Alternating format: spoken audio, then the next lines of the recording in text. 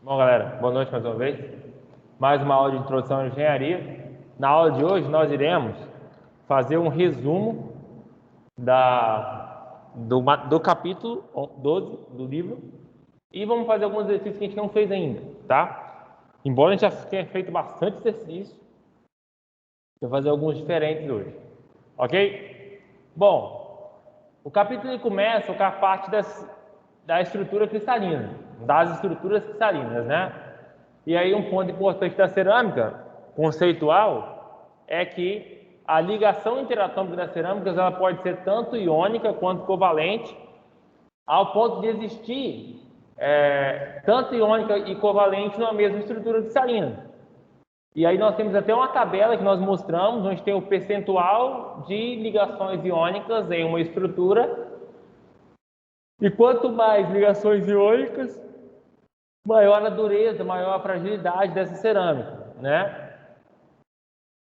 Para uma ligação predominantemente iônica, os cátions metálicos, eles são carregados positivamente, enquanto os íons, que são os não metálicos, têm cargas negativas, né? Geralmente, quem são esses cátions? Sódio, césio, alumínio, até bromo também parecem alguns, né? Zinco. E quem é os não metálicos? Aí vai entrar o cloro, vai entrar o oxigênio, vai entrar o enxofre. Então, são essas questões, tá? E aí, cerâmica é um metálico, o não metálico, o metálico geralmente é o cátion, e o não metálico geralmente é o íon, tá?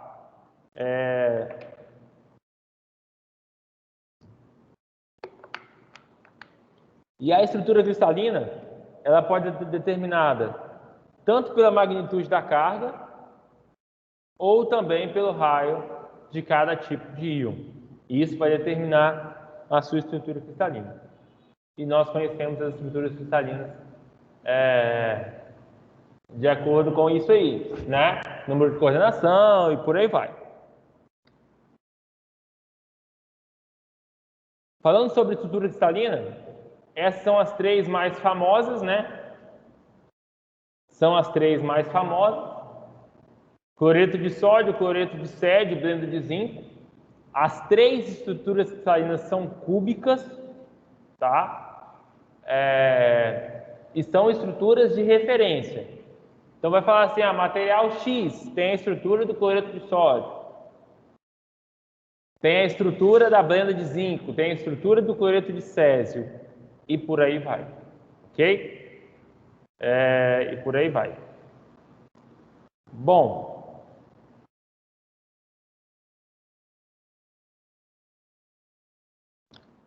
além disso, tem a estrutura da fluorita e a estrutura da perovskita, tá? Esses camaradas aqui, essas estruturas são daquele tipo AX, onde você sempre vai ter um cátion para um ânion. Essa aqui já não, já são tipos diferentes. A fluorita, você tem 2 flúor para cada cátion. Para cada cátion, aí no caso é o cálcio, né? Então você vai ter 2 flúor para cada cálcio. Já na perovskita, você vai ter um titânio para cada 3, né? 3 oxigênio e para cada 1 bário, acho que é bário. Beleza? Então, você tem um titânio e um bário para cada 3 oxigênios. Beleza? E aí fica em equilíbrio. Algumas estruturas cristalinas, elas podem ser geradas a partir do empilhamento de planos compactos de ânions.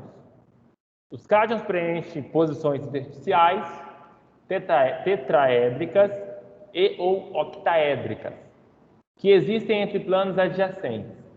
E a massa específica teórica, como a gente calculou várias vezes, de um material cerâmico pode ser calculado usando a equação abaixo. Rho é igual a N', somatório do peso atômico do cátion mais somatório do peso atômico do ânion, dividido pelo volume de controle vezes o número de Avogadro. Essa é a fórmula para se calcular a estrutura massa específica teórica, que é muito próxima, né? Em todos os cálculos que a gente viu, a gente pôde entender que é muito próxima da estrutura cristalina da massa específica prática, né? Que você mede usando experimentos. É muito próxima e pode ser calculada através dessa equação. Se tratando das cerâmicas à base de silicato, a estrutura mais convenientemente representada em termos de tetraedros de SiO4-4, que se interconectam. Estruturas relativamente complexas podem resultar tanto quanto outros cátions, Ca+, Mg2+, Al3+, e ânions, como por exemplo OH-, né? São adicionados. Bom, as à base de silicato, as cerâmicas, são a sílica cristalina, que é o SiO2, o silicato em camadas, que é os em camadas, e também os vidros não cristalinos, tá? Nem toda cerâmica é cristalina, temos as cerâmicas não cristalinas, que é quando não há uma organização, uma estrutura cristalina definida igual nas cerâmicas cristalinas. Aí mostra o SiO2, né? Uma estrutura parecida com a da blenda de zinco, né? Um pouco diferente. Mas não é estrutura, é parecida só. E aí você vai ter também os vidros não cristalinos à base de sílica. E aí você percebe nessa imagem sua à direita que você tem ali não tem uma estrutura cristalina. Você consegue ver visivelmente os tetraedros de SiO4, SiO4-4, né? Tá vendo? Esses caras são tetraedros de SiO4-4. Só que não estão organizados em planos cristalinos como estão outros tipos de cerâmica. E aí são vidros não cristalinos. A grande diferença desses vidros não cristalinos é que eles possuem a viscosidade, como se fossem um líquido. E essa viscosidade, obviamente, ela é muito alta, né? É muito, muito alta, a ponto da cerâmica não cristalina ser de fato um sólido. Pode ser considerado friamente como um sólido. Mas existe uma viscosidade muito alta. E essa viscosidade ela pode ser reduzida de acordo com o aumento da temperatura, né? Tanto é que o processo de fabricação do vidro consiste justamente nisso, em você aquecê-lo para conseguir fazer os moldes, fazer os objetos de vidro, as garrafas e por aí vai. Você acha que o vidro vai ter só o vidro? Uns 10 anos? Não, é normal esse vidro, ele tem uma deformação. E aí acaba que em cima ele fica mais espesso que embaixo, em cima fica mais fino que embaixo. Vidros muito antigos, né? Tipo assim, é muito raro, Por quê? Porque é muito pouco o que acontece, porque a temperatura do sol aquece pouco o vidro. Vai aquecer a 90 graus, talvez. E se a gente for jogar isso na fórmula, a gente vai ver que a viscosidade diminui muito pouco. Só que o peso ao longo de tantos anos, junto com essa viscosidade, e aí pode sim fazer com que o vidro fique mais espesso, levemente mais espesso. É só pegar os vitrais antigos das igrejas, pô. Principalmente na Europa vai ser assim. E vai ficar mais espesso embaixo do que em cima por conta da viscosidade. Cerâmicas à base de silicato, aí aqui já tem uma cerâmica com uma estrutura cristalina definida, um silicato sem camada, né? Carbono, muito interessante, porque o carbono, você tem a estrutura do diamante, ligações iônicas, covalentes, iônicas, né? Fortíssimas. Entre os planos também. E por o diamante ter uma estrutura cristalina, faz ele ser duro igual ele é. Já a grafito são ligações de forças de Van der Waals entre os planos. Isso torna ela tão macia quanto ela é. Os dois são unicamente formados de carbono. Carbono, carbono, carbono, carbono, carbono. Tá? Não tem outra questão. Só carbono. Ambos. Mas o que muda é a ligação. Ligação mais forte que existe é a iônica. Na sequência covalente. E aí a Van der Waals lá embaixo. Uma ligação bem fraca. Também falamos um pouco sobre as imperfeições nas cerâmicas, os tipos de defeito. Você pode ter uma lacuna de cátion, uma lacuna de ânion, o cátion intersticial, um ânion intersticial, né? São famosos defeitos Schottky e defeitos Frenkel, né? Obviamente que tem defeitos que são mais difíceis de ocorrer do que outros. Por exemplo, é mais fácil você ter um cátion intersticial ou você ter um ânion intersticial. O ânion é maior, então é mais difícil você inserir algo maior, lembrando que isso tem uma estrutura cristalina definida. Então é mais difícil você colocar um ânion do que colocar um cátion, né? E também os defeitos acontecem como uma união de um ou mais defeitos. Por quê? Eu não consigo simplesmente tirar um cátion, ter uma lacuna de cátion. E se eu tenho uma lacuna de cátion, eu tiro a estequiometria da cerâmica, que é o equilíbrio, né, entre as cargas. Então, se eu tenho uma lacuna de cátion, geralmente eu tenho um cátion intersticial. Ou se eu tenho uma lacuna de cátion, eu tenho que ter uma lacuna de ânion. Quê?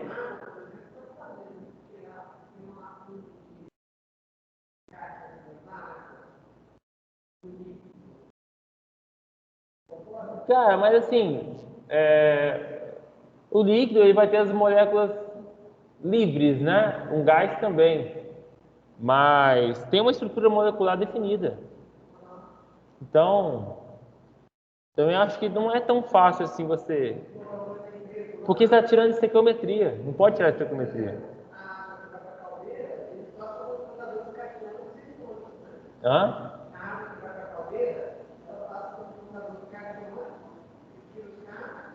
Na verdade, essa água, o processo não é tirar cátions de oxigênio, os cátions de hidrogênio, por exemplo. O objetivo dessa água é tirar os outros cátions que não fazem parte da estrutura molecular da água, que é o processo chamado de tirar, que está chamado de desmi, né? Você está tirando os minerais da água. Você não está tirando o hidrogênio, não está separando, não está fazendo a eletrólise separando hidrogênio e oxigênio. Você está tirando magnésio, chumbo e por aí vai. É água destilada, tá? O principal que você quer tirar não é nem os minerais que é presente na água, é o cloro. O principal que você quer tirar é o cloro. Porque o cloro ele é corrosivo, né? É um ácido, então... tanto é que, por exemplo, por que não é bom colocar água sem ser destilado nos radiadores do carro? Porque o cloro vai contribuir com a corrosão interna do radiador. Ah, é alumínio. Contribui. Entendeu? Então o ideal é você sempre usar água desmineralizada. Ah, mas está difícil achar, vou pagar. Não, cara, pega um ar-condicionado. A água do ar-condicionado é melhor para você colocar no carro do que uma água da torneira, porque ela não tem cloro. Porque só o fato do ar condensar, né, você está fazendo um processo de separação. Você está condensando, pegando a água do ambiente, não é a água da chuva, não é a água tratada, é do ambiente, e colocando no... então é bem melhor fazer isso. Imperfeição das cerâmicas, descargas elétricas, como eu falei, são associadas aos defeitos pontuais, né? E esses defeitos acontecem em pares. Frenkel e Schottky são pares de defeitos. Por quê? Tem que manter a neutralidade da carga. Eu não posso deixar fazer com que a cerâmica deixe de ser estequiométrica, né?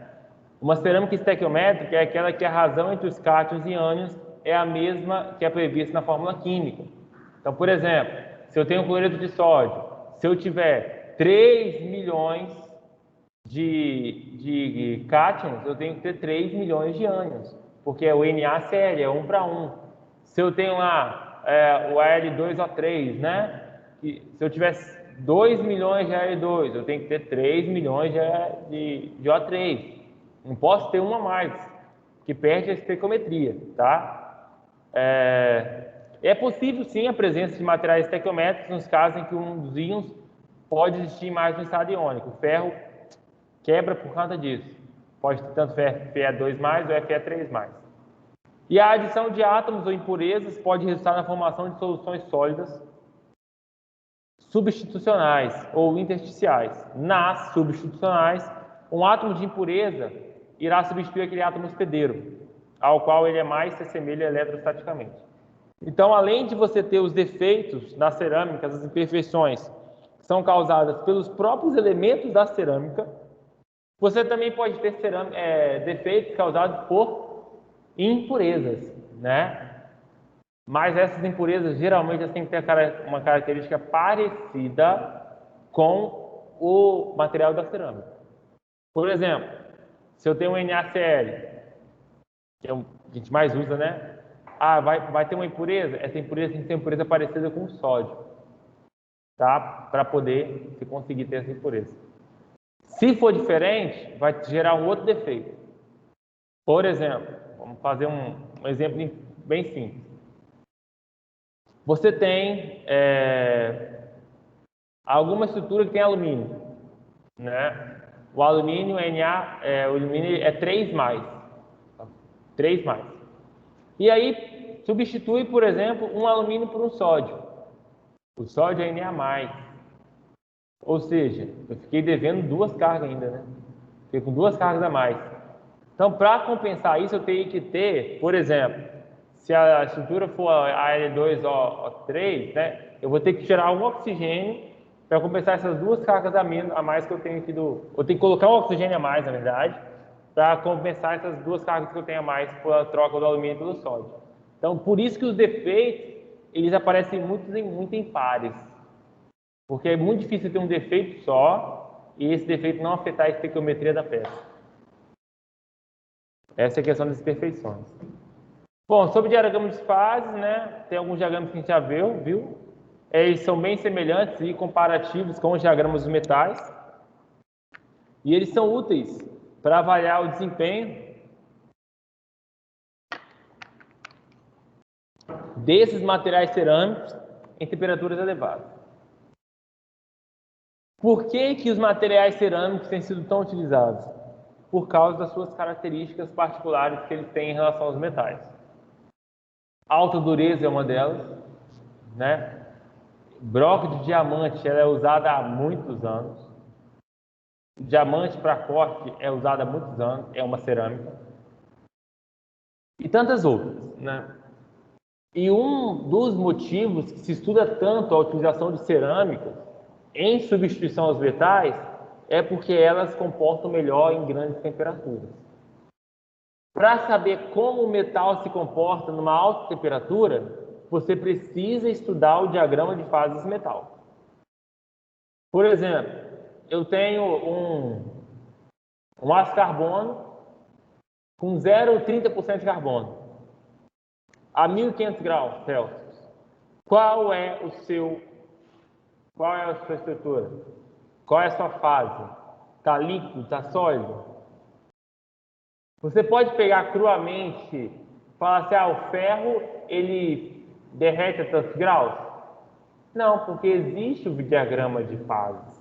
Então, você precisa extrair essa informação do diagrama de fase. E nas cerâmicas não é diferente. Eu quero saber como a cerâmica tal se comporta a 1.500 graus Celsius. Então, se for uma cerâmica cristalina, eu preciso analisar o diagrama de fase. Se for uma cerâmica não cristalina, aí eu preciso entender aquela formulazinha da viscosidade, que ela pode ter uma viscosidade bem menor do que o normal. Beleza? E aí alguns diagramas de fase. O diagrama do alumínio e óxido de alumínio, ok? O diagrama magnésio, óxido de alumínio. Diagrama, parte do diagrama de fase de zircônia-cálcio.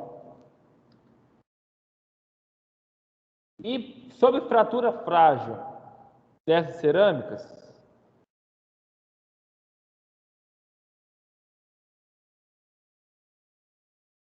sobre a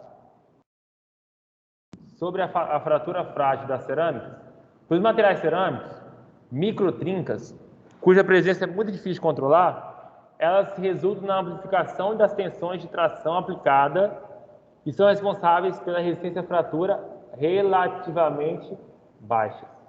Ok? Toda fratura, ela acontece a partir de uma propagação de trinca. Toda fratura. Até quando você está fazendo ensaio no material dúctil, para ele romper, é necessário que surja uma trinca e essa trinca se propague. Porém, em materiais altamente dúcteis, você tem uma quantidade de trincas, de microtrincas, muito pequenas. E aí você demora muito para propagar uma trinca dessa. Em materiais frágeis, como por exemplo, materiais cerâmicos, materiais metálicos submetidos a tratamento térmico de têmpera, sem revenimento, também vão gerar microtrincas residuais que podem reduzir drasticamente a dureza do material, a fratura do material. Então, fratura frágil, ela ocorre através do surgimento de microtrincas e trincas. E aí, como nas cerâmicas você tem esse surgimento muito avançado, você não consegue praticamente aplicar tensão de tração nas cerâmicas porque ela vai acabar fraturando. E existe uma variação considerável nessa resistência para as amostras de material específico, uma vez que o tamanho de um defeito iniciador de trinca irá variar de acordo de amostra para amostra. Ou seja, você pode pegar a mesma cerâmica, passar pelo mesmo processo de fabricação, fazer vários corpos de prova e aí os corpos de prova podem ter trincas de tamanhos diferentes. Trincas de quantidade de trincas diferentes. E com isso, uma vai fraturar mais rápido do que a outra. Então a gente acaba trabalhando com uma margem muito grande, usando estatística, né, distribuição de frequência, para saber qual é a margem de resistência à fratura que você pode ter. Essa amplificação ela não ocorre em carga de compressão. Consequentemente, as cerâmicas são mais resistentes à compressão. Tá? Por isso que a gente aplica cerâmicas muito em situações de compressão. Qual é a cerâmica mais aplicada? Uma das cerâmicas mais aplicadas em situação de compressão hoje no mercado? Concreto. Concreto. Você pode usar concreto para tração?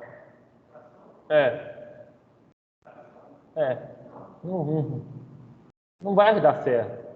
Daqui a gente associa o concreto com ferros, né? Com barras metálicas para essas barras suportarem a tração sempre que necessário. O que suporta a tração no concreto é o metal. O concreto suporta a compressão. Tanto é que o teste que se faz é o teste de compressão axial e não de tração. Tá? E aí também tem a análise fractográfica da superfície da fratura, pode revelar a localização e origem do defeito, que produziu uma trinca. Você tem a origem, uma região espelhada e na sequência uma região rugosa, nebulosa e rugosa. Tá? Obviamente que isso aqui é muito pequeno, gente. Isso aqui é muito pequeno. Só como a fim de comparação, olha aqui, deixa eu só fazer um negócio aqui rapidinho, só para a gente comparar.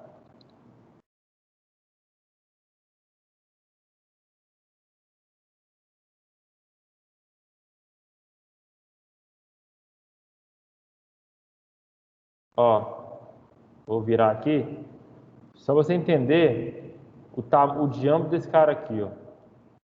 Vamos medir esse diâmetro aqui.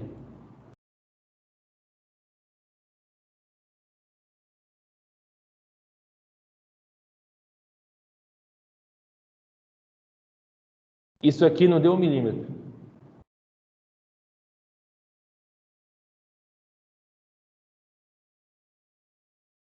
Tá vendo? 0,8 milímetros. Então, a região espelhada, você quase não vê. Quando você vê um vidro quebrado, você vê toda a região, a superfície como se fosse rugosa, né? Porque a região espelhada, olha o tamanho que ela tem. 800 micras, menos de 1 milímetro. Então, isso aqui só consegue ser visto mesmo num microscópio bem definido, né? Então, e aí você tem um pontinho aqui, ó, a origem da fratura, tá? Pequenininho, ou seja, na casa de poucos micrômetros. E aí você tem menos de 1 milímetro o diâmetro total dessa parte espelhada, praticamente invisível ao olho nu, né? Uma parte espelhada, 1 milímetro é um pontinho de canetinha pequena, bem pequeno mesmo, você não consegue ter essa noção. Dando continuidade, vamos falar do comportamento tensão-deformação. Eles são determinados através de ensaios de flexão transversal, que pode ser a 3 pontos e a 4 pontos, né? 4 pontos. A gente aprendeu a 3 pontos, beleza?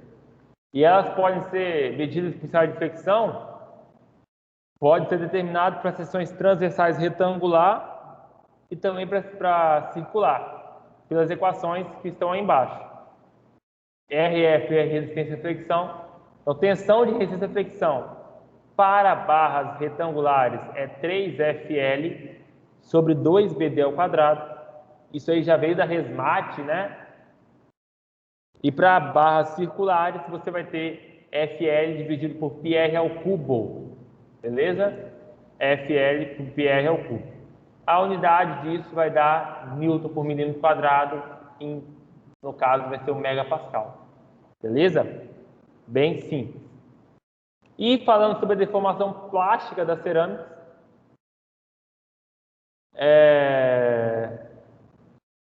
a gente sabe que existe pouquíssimo, praticamente nenhuma deformação plástica nas cerâmicas. Qualquer deformação plástica de cerâmicas é resultado de movimentos discordantes. A fragilidade desses materiais é explicada em parte pelo número limitado de sistemas de deslizamento que são ativos. Primeiro, como eu já expliquei, o que é uma deformação?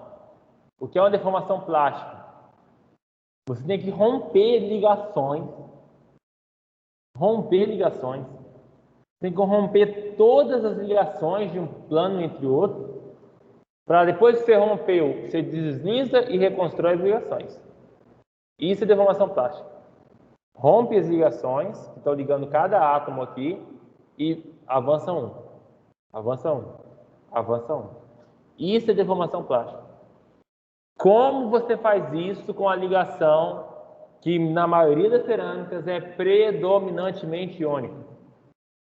Isso explica a fragilidade da cerâmica. Romper essas ligações é muito difícil. Por isso que as cerâmicas, elas são frágeis. Existe um número limitado, como diz o texto, de sistemas de deslizamentos que são ativos. O modo de deformação plástica para os metais não cristalinos é por escoamento viscoso. A resistência de material à deformação é expressa por sua viscosidade em unidades Pascal vezes segundo.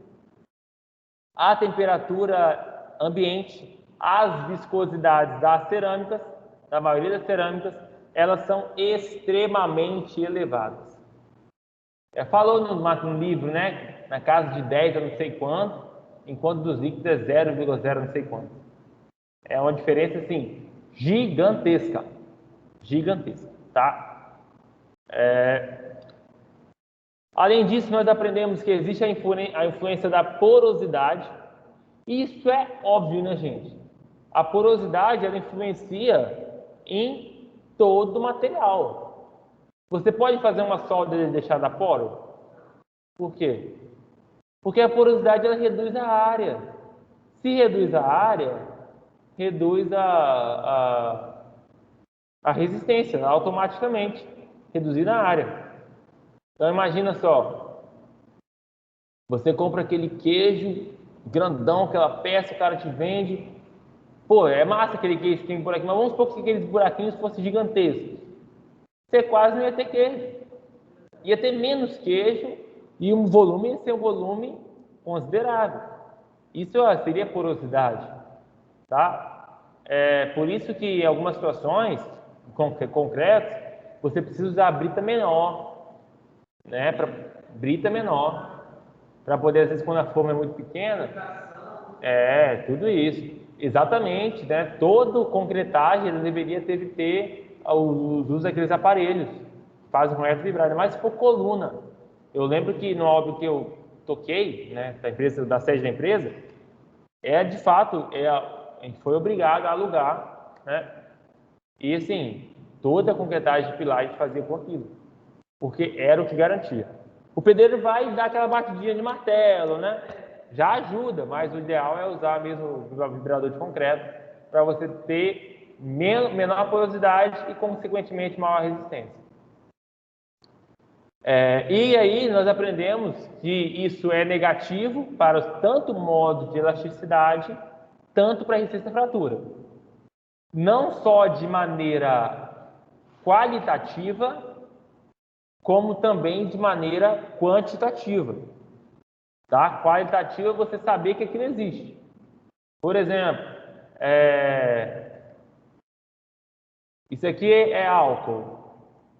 Qualitativamente eu sei que isso aqui é uma mistura de álcool com água. Quantitativamente eu sei que tem exatamente 70% de álcool aqui e 30% de água. Isso é análise qualitativa e análise quantitativa. Na química são duas matérias extremamente difíceis. As duas são chamadas como A e Q. A e Q. Você faz a primeira A e Q, que é a análise inorgânica qualitativa, te dá um líquido assim, você me fala o que tem aqui. Aí você tem que fazer todas as análises e tal, já é difícil. E aí depois, quando você passa, você vai para a A e Q, que é a análise inorgânica quantitativa. Eu não quero mais saber o que tem aqui, eu quero saber exatamente a quantidade. E aí são os cálculos sinistros, reprova a galera, tá? E aí nós aprendemos que essas duas equações nos mostram que a porosidade, que a gente sabe que existe ali, além disso ela tem uma influência numérica mesmo, e aprendemos a calcular por essas duas equações qual é o valor do novo modo de elasticidade ou da nova tensão de resistência à fratura de acordo com a porosidade. Tá? E olha aqui, para tanto essa equação quanto essa equação, quando P é igual a 1, ou seja, a porosidade fosse 100%, esse aqui vai ser zero. Aqui, mesma coisa. Mesma coisa. O N tem um valor constante, né? Deixa eu só confirmar aqui. O N tem um valor constante. Capítulo 12. Capítulo 12.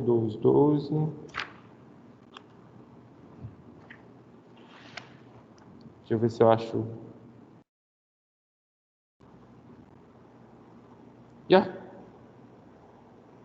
Eu peguei esse livro em 2019, cara, o mesmo livro.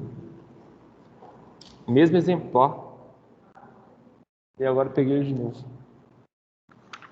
O mesmo exemplar. Cadê aqui? Deixa eu achar.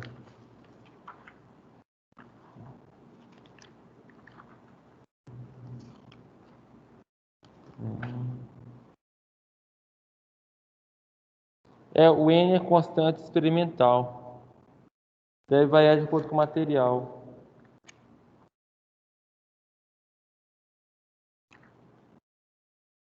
Deixa eu ver alguma questão se ele fala quanto vale o N aqui.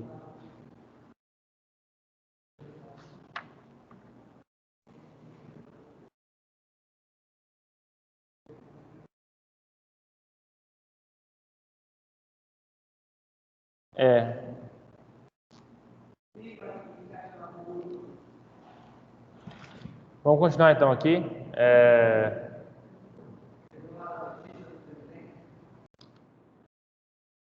Rapaz, a notícia foi tão boa que a bolsa despencou e o dólar aumentou, né? Nem precisa falar mais nada. É difícil medir dureza. Já falou que é meio difícil medir a Rapaz, dureza. Lula é um ladrão, bicho, tem como não. É difícil medir a dureza dos materiais cerâmicos em razão da sua fragilidade. Porque quando você faz uma indentação, ele vai trincar e isso vai atrapalhar a medição de dureza. Então, as técnicas de microindentação Knopp-Vickers são normalmente utilizadas, as quais empregam indentadores de forma piramidal. E dentadores esféricos para cerâmicas não são recomendados. Os materiais mais duros são conhecidos como cerâmicas, os que se tornam altamente atrativos para uso como abrasivos. Aqui é um resumo das fórmulas.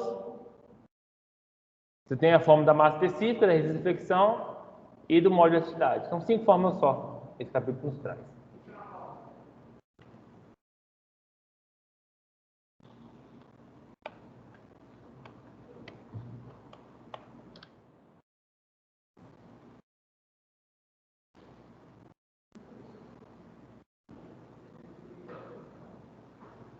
E agora vamos para alguns exercícios.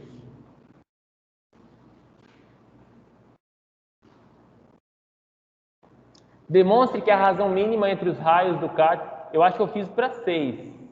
Esse aqui é para 8.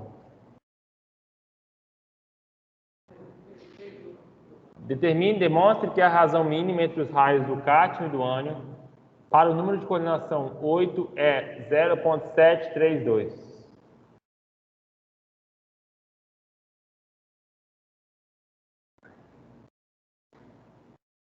Deixa eu abrir o livro aqui. Só para ajudar vocês. Eu não trouxe.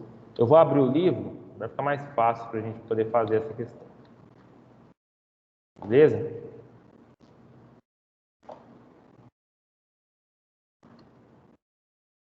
Deixa eu ver se eu tenho aqui.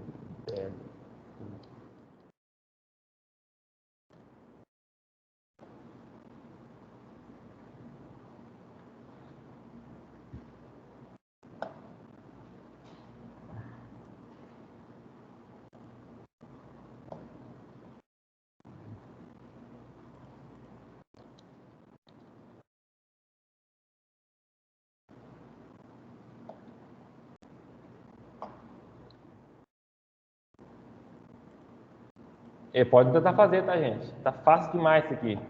Tá mais fácil que mastigar água. Tá mais fácil que ganhar do Vasco.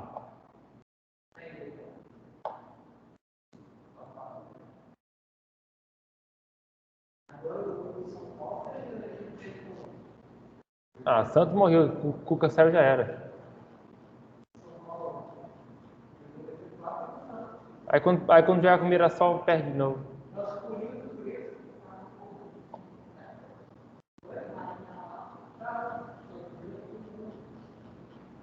Aqui, ó. Não.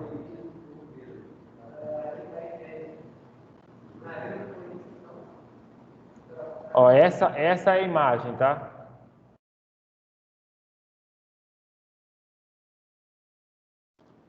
Olha que interessante. Se você copiar a imagem dessa e jogar direto para um Word ou PowerPoint, não vai. Se você jogar no Paint, dar um Ctrl V, um Ctrl C de novo, vai.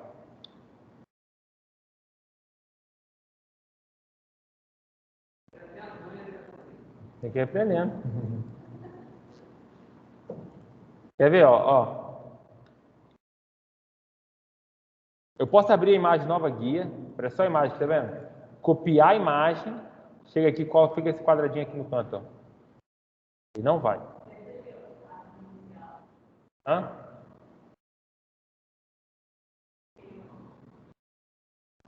Ah, colar como imagem. Entendi. Rapaz, Esté? Vem dar aula. Esté é sinistra. Ah, colar como imagem. Ah, calma aí. Vi outra coisa aqui que eu achei interessante. Ver se vai dar certo aqui o negócio, hein, Esté? Vamos ver se você copiar a imagem.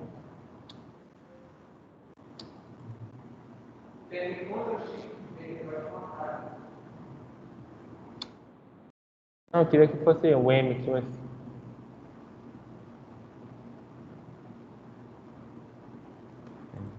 Depois eu, no meu computador, vou adicionar isso aqui lá para cima.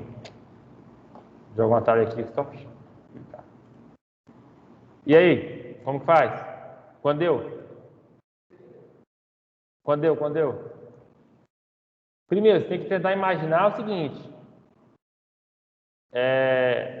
Ele quer saber a razão mínima, certo? O que é? Ele tem oito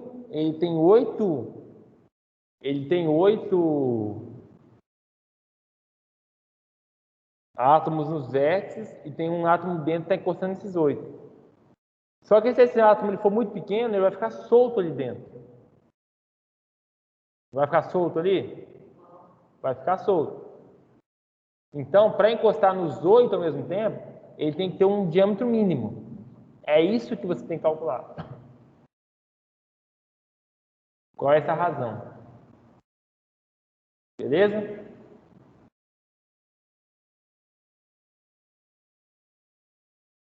Por exemplo, para o número de coordenação de 6, qual foi a conta que a gente faz? Você tem um átomo aqui, certo? Um outro aqui, um outro aqui, um outro aqui, e um outro em cima e outro embaixo. Então, você sabe que o diâmetro mínimo que ele tem que ter, ele tem que estar encostado ao mesmo tempo nesses 4, né?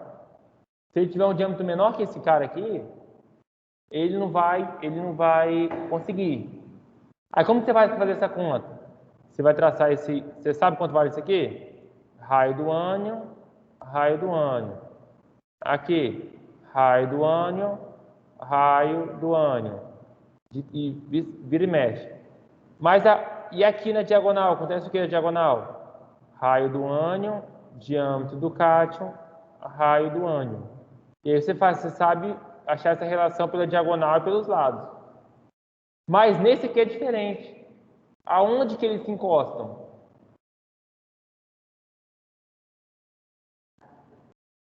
Na diagonal que eles se tocam. Na diagonal do quadrado ou na diagonal do cubo? Na diagonal do cubo. Então, olha aqui. O que acontece aqui, nesse desenho? Esse ponto ligando a esse ponto dessa diagonal aqui, ele vai ter raio do ânion, diâmetro do cátion e raio do ânion. Mas esse cara vai valer quanto? Né? A diagonal do cubo? E qual é o lado do cubo? Raio do ânion, raio do ânion. Entendeu? Então, qual é o lado do cubo? Quanto vale o lado do cubo?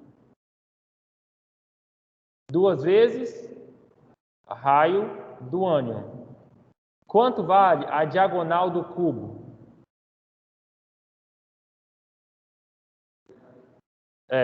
2 vezes raio do ânion mais 2 vezes raio do... Qual é a relação entre diagonal e lado de um cubo?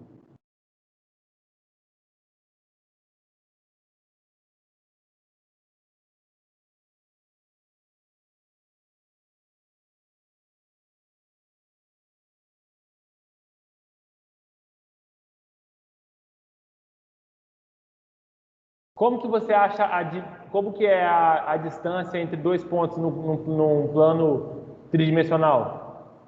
Não é a raiz quadrada de x ao quadrado mais y ao quadrado mais e ao quadrado? Mas aqui não é igual a lado ao quadrado mais lado ao quadrado mais lado ao quadrado? 3L ao quadrado, não vai dar? L raiz de 3. Então, diagonal é L raiz de 3. Diagonal do cubo é L raiz de 3. Diagonal do quadrado é L raiz de 2. Sempre foca nisso. Então, qual é a diagonal do cubo? Então, você sabe que 2 vezes raio do ânion mais raio do cátion, que é o que está aqui, é igual a raiz de 3 vezes o lado. O lado vale quanto? 2 vezes raio do ânion. Termina essa conta aqui e me dá a resposta. Lembrando que ele quer saber a razão mínima entre raio do cátion e raio do ânion. Quer saber esse valor aqui.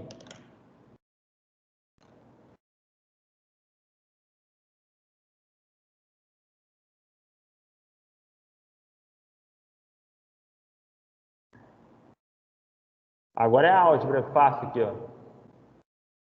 Se vocês não souberem fazer isso aqui, eu tenho que chamar fulano, urgentemente. Não sei, cara.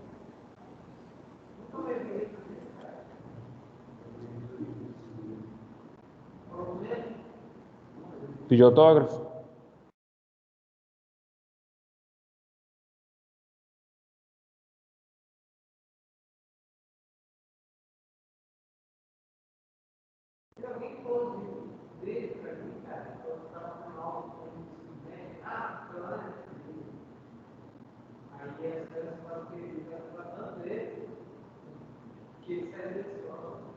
Hum.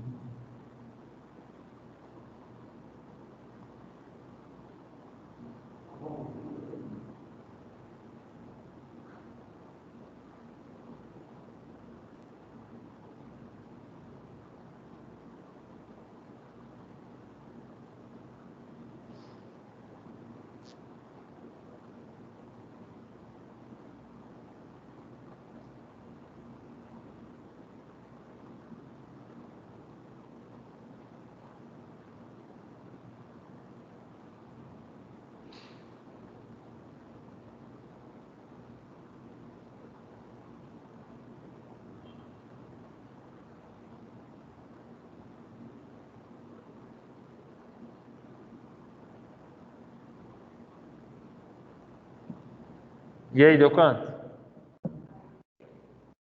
Hã? Ele quer saber raio do cátion sobre raio do ânion.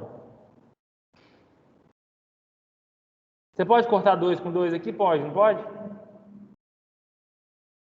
Cortar o 2 com 2? Isso aqui é tudo multiplicado. Beleza? Então, olha aqui. Eu tenho aqui raio do ânion mais raio do cátion sobre raio do ânion é igual a raiz 3. E agora? Quanto é raio do ânion sobre raio do ânion?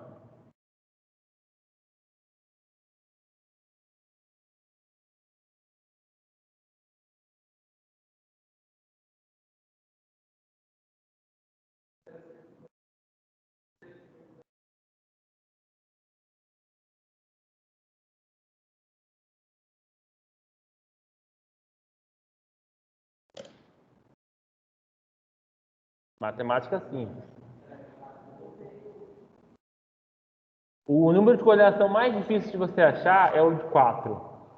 O 4 é mais chato. Porque o 4 significa que é como se você tivesse um tetraedro regular com o cátion lá no meio. Aí é o mais chato. O resto é só diagonal. 2 não tem prova. 3. 3 tem, ó, de 2 pula para 4. Não, de 2 pula para 4. Esquece, deixa eu ver o livro aqui. É. Ah, não, tem 3 também. 3 a prova é fácil também, ó, tá vendo?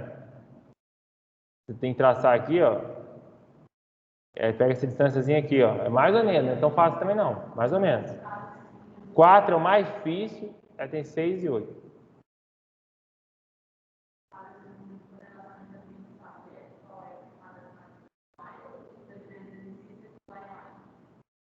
Você tem que saber a imagem.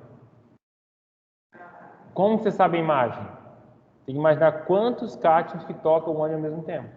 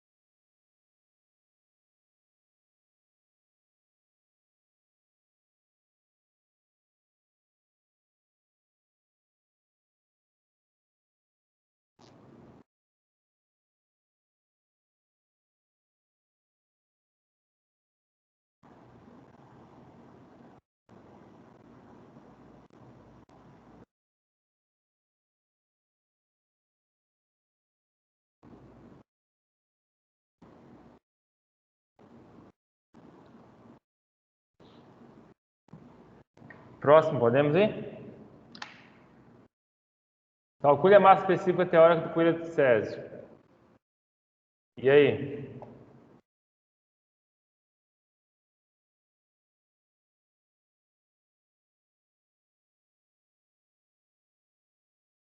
Qual é a massa específica teórica do cloreto de césio? Como calcula isso?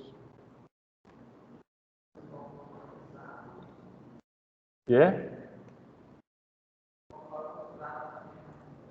Um de cada. Não é fácil.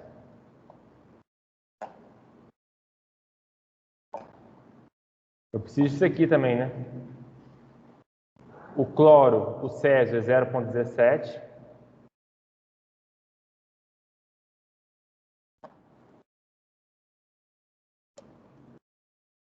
Então, o césio tem um raio de 0,17 nanômetros e o cloro, o raio do cloro é 0,181.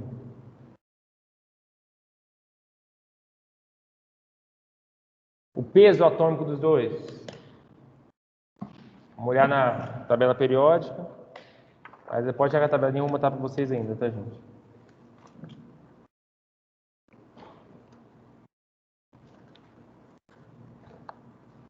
Cloro tem um peso atômico de 35,453.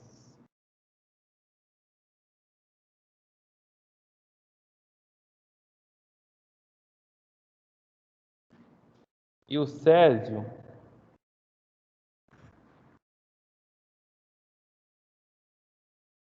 cento e 132,91.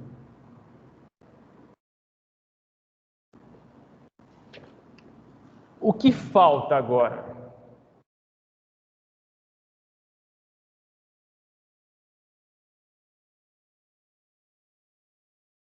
Qual é o maior desafio dessa questão?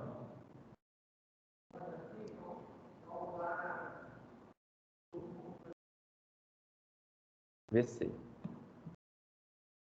E qual é o VC?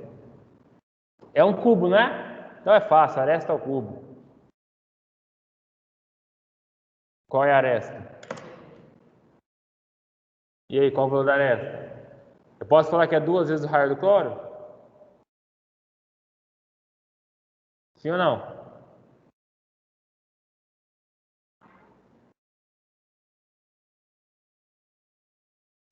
Eu quero saber a aresta. Aonde que existe ligação aí?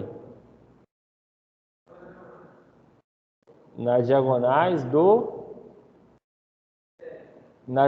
do cubo. Beleza? Então eu sei que a diagonal do cubo, ela vale quanto? A diagonal vale 2 vezes raio do césio mais 2 vezes raio do cloro. A diagonal está aqui, ó. Entendeu? Beleza? Só que a diagonal não é igual a aresta vezes raiz de 3? Então a aresta é igual a diagonal dividido por... Então isso vai ser 2 vezes raio do césio mais raio do cloro dividido por raiz de 3, isso elevado ao cubo. Beleza? Então vai ser 2 vezes, parênteses, 0,17 mais 0,181 dividido por raiz de 3, isso elevado ao cubo. Esse volume de controle, já calculando ele, só fazer um adendo aqui para ficar mais fácil.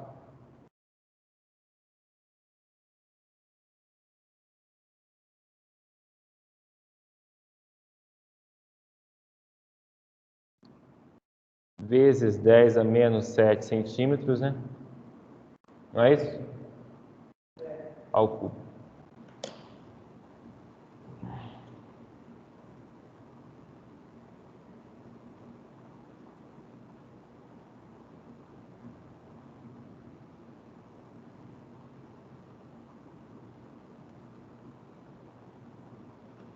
Esse volume de controle deu 6,65778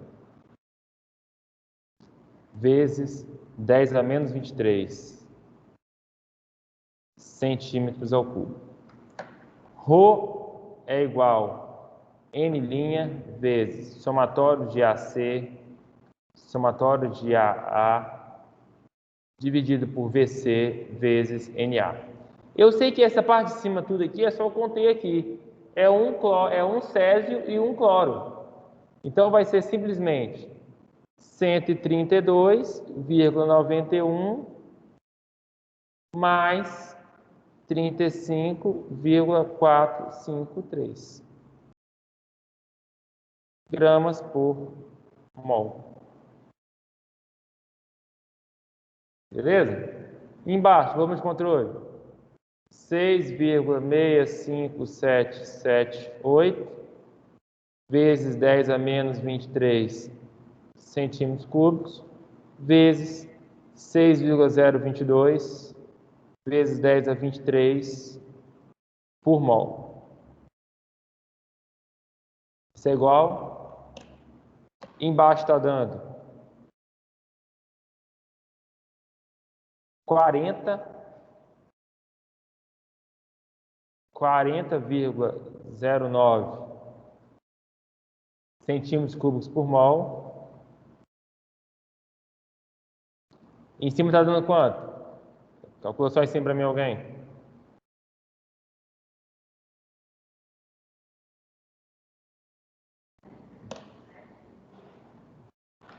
168, não? 168, vírgula.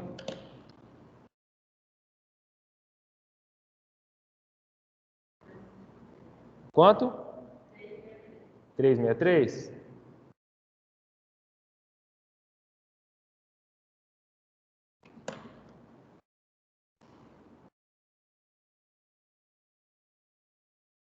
Deu 4,2 aproximadamente gramas por centímetro.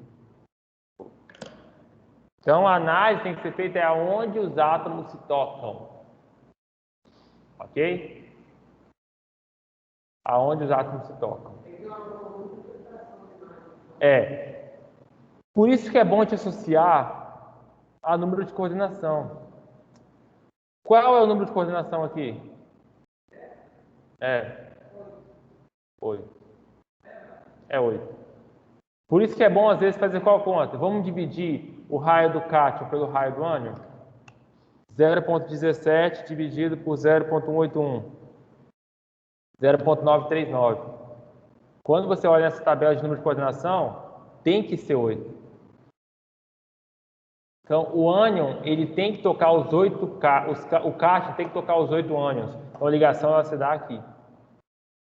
Professor, mas na hora que você foi fazer essa conta, você considerou que o ânion tem que tocar o cátion, certo? Não considerei? Mas essa é na situação extrema. Essa é na situação extrema. A obrigatoriedade de tocar é na diagonal. É na diagonal. Se esse ânion for maior, vamos supor que o raio do ânion é 1. Se o raio do cátion for maior que 0,832, o que vai acontecer? Ele vai crescer, ele vai continuar tocando os 8 ânions. Só que os ânions vão parar de se tocar entre si. Entendeu? Então é isso que você tem que considerar. Aonde o cátion de fato se toca. Beleza?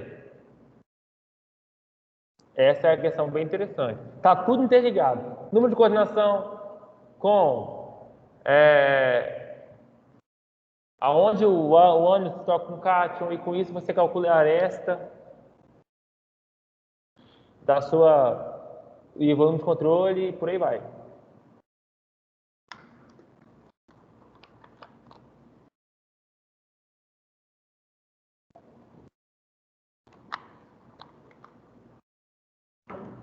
Extremamente fácil?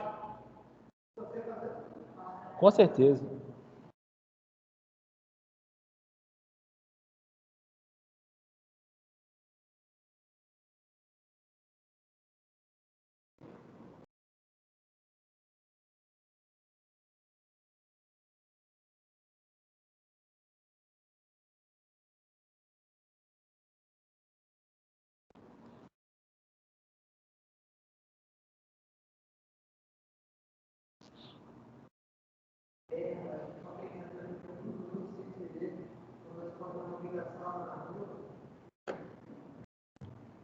Um ano do cabelo de Arthur crescendo. Rapaz, eu fui barbearia esse dia, não sei onde, cara.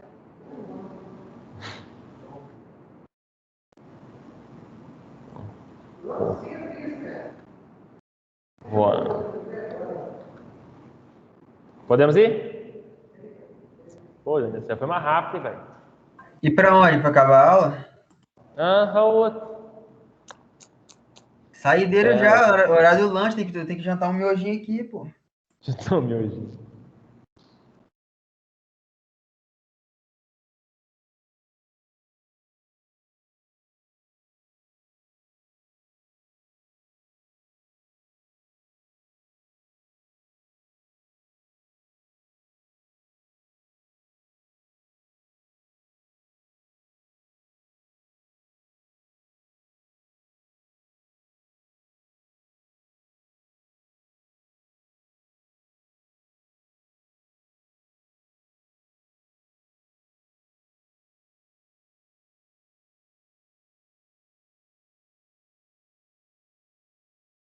Pronto, voltou.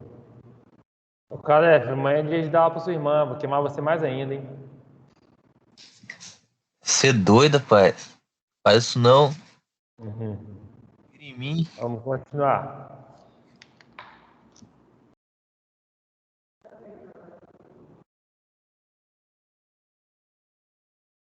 Você dá aula de ensino médio pra ela, Patrick?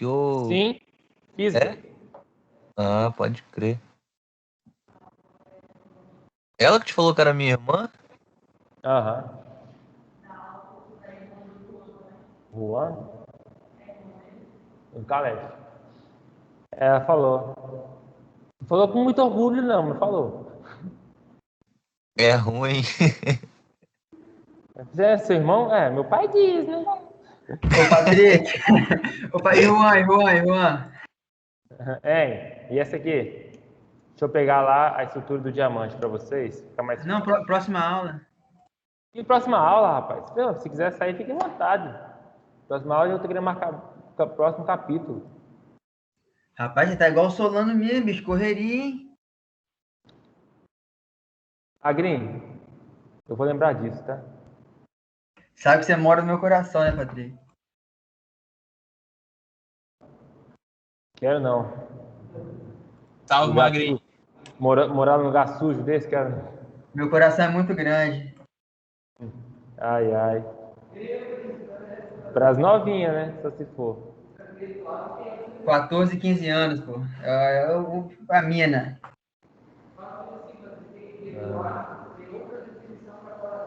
É. Bora. Calcule o fator de ocultamento atômico da estrutura cristalina do diamante.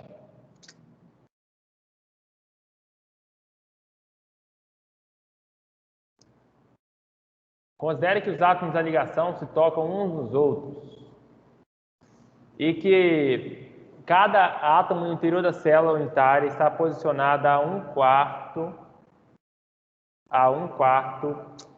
da distância a partir das duas faces mais próximas. Faça igual mastigar água.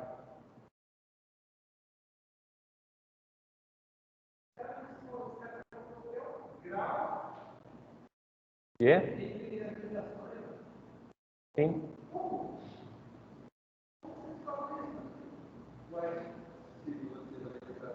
Isso aí já é baseado na estrutura cristalina dos tetraedros, né? Mas e aí?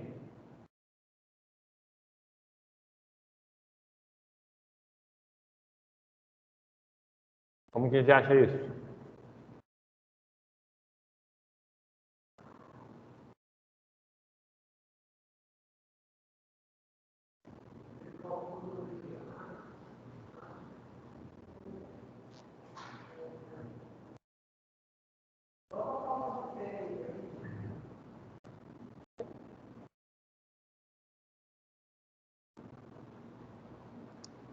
É igual ao volume dos, dos átomos, né?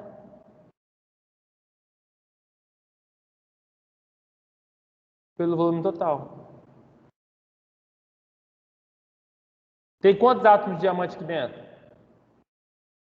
Ó, nos vértices tem 1, 2, 3, 4, 5, 6, 7, 8. Então tem 8 vezes 1 oitavo. Vamos. Nas faces, tem 1, 2, 3, 4, 5, 6. 6 vezes meio, igual a 3. Interno, você tem 1, 2, 3, 4. Vai dar 8. Então, o volume dos átomos vai ser 8 vezes 4π sobre 3, né? 4 sobre 3πr ao cubo, vezes o raio ao cubo do diamante, dividido pela aresta ao cubo.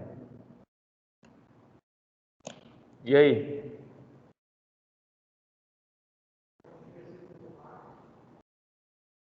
Qual é a aresta? Qual é o valor da aresta?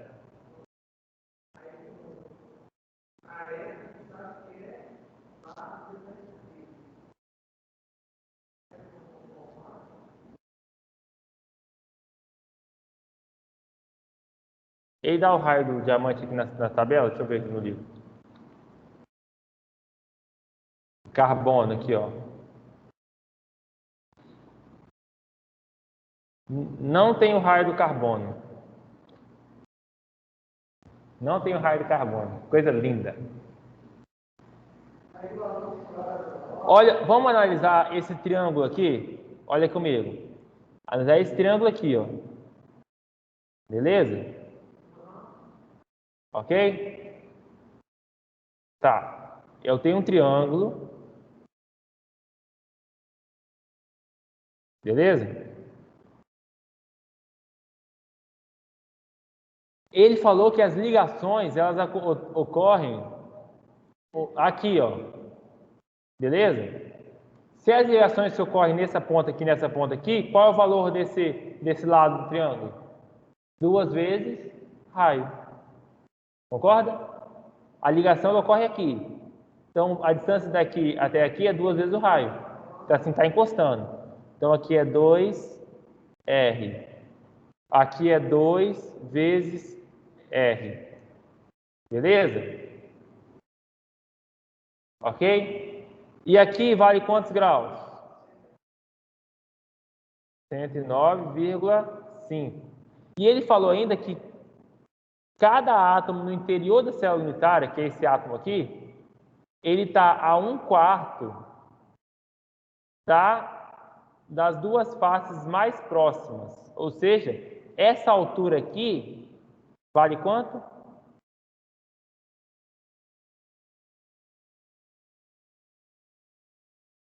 A sobre 4. Beleza? Qual é a metade de 109,5? Não importa qual é a metade. Mas eu sei que isso aqui é hipotenusa, não é? Isso aqui é cateto adjacente. Então eu sei que o cosseno de 109,5 sobre 2 é igual ao cateto adjacente A sobre 4 dividido por 2R.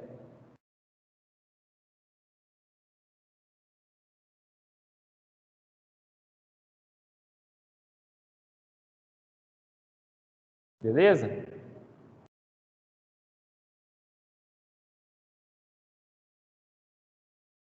Ou seja, A é igual a 4 vezes 2R vezes cosseno de 109,5 vai dar 54,75, é isso?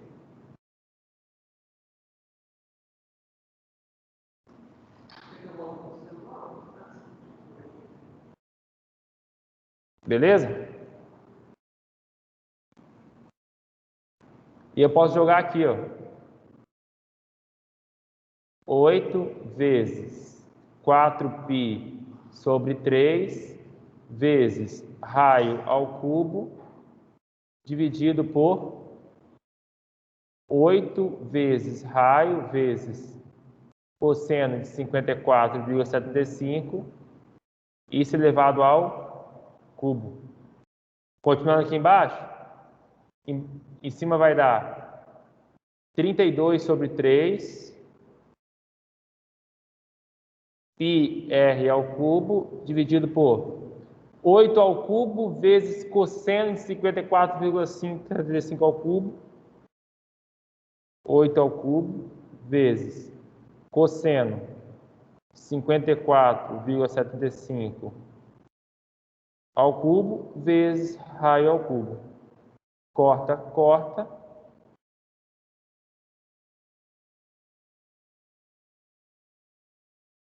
Isso aqui vai dar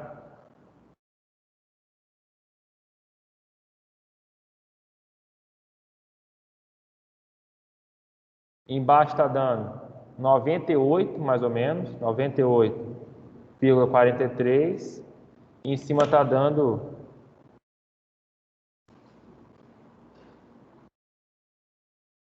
33.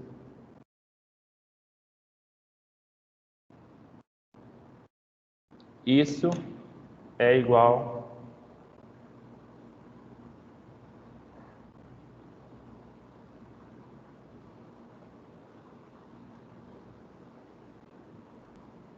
0,34.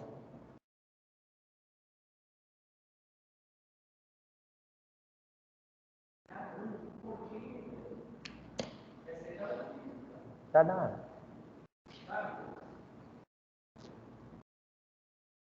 Tá suave, tranquilo como um grilo. Pertinho, né? Pertinho de chegar no destino final. Triste. Uhum.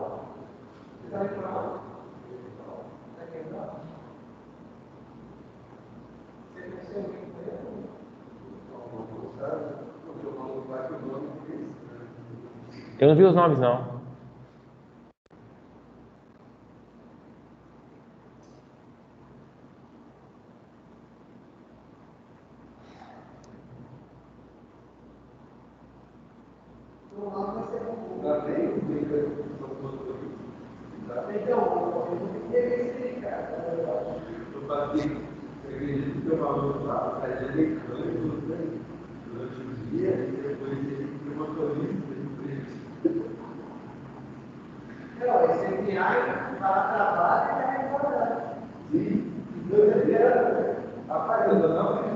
Você pega um ônibus na sua casa, você vai pegar a galera e vai trabalhar. Aí lá Aí na próxima aula eu faço essas duas aqui.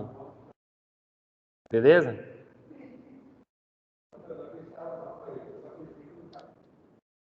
Então, galera. Falou. Por hoje é só. Opa. Até a próxima aula. Beleza? E aí, quarta-feira a gente volta para mais uma Salve, aulinha de Léo. material de engenharia. Então, galera, boa noite a todos. Boa noite. Valeu.